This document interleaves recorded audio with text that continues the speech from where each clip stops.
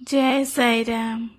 साई बाबा किए थिले एहार वर्णना करबा बड़ कष्ट।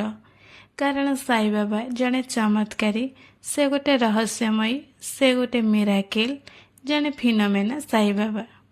आउ जमिति चमत्कार बा मिराकिल वर्णना बा विशेषण हेई परिबनी, सेहीपरि साई बाबांकर विषय रे, तांको प्रशंसा विषय रे कहिबा सूर्य सामनारे दीप लगाइला भली कथा हेबो। जेमिति सूर्य अछंती एकथा प्रत्यक्ष और स्वयं सिद्ध। एहाकु साब्यस्त करिबा पई कोनोसी प्रमाण पत्रर आवश्यकता नाही।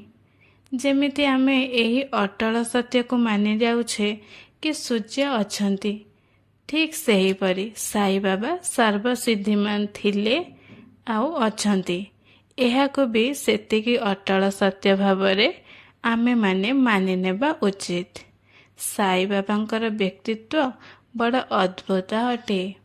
सीए ना किछि नुआ संग्रह स्थापना करिछंती, ना किछि नुआ मठ तैयारी करिछंती, ना कहा मार्ग अनुसरण करिछंती, ना तांको परे आउ किए तांको मार्गरे उत्तराधिकारी हेला। से को नुआ धर्म बा जातिर मध्य प्रचार करि नाहंती। से तो केवल मानविकतार धर्म और प्रेमर प्रचार करिछंती। से कहूथिले जे समस्त प्राणी मानक मध्यरु जेहेतु मनीष सर्वश्रेष्ठ, सेथिपाई मानविकतार धर्म को पालन कर, आउ गोटे भल व्यक्तिटिए हुआ, आउ गोटे भल मनीष हुआ।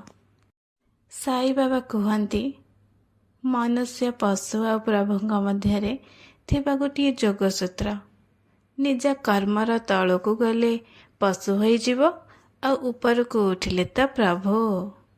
पशु पाखरे तलकू खसिबार उपरकू उठिबार क्षमता न थाए, किंतु मनीष पाखरे थाए।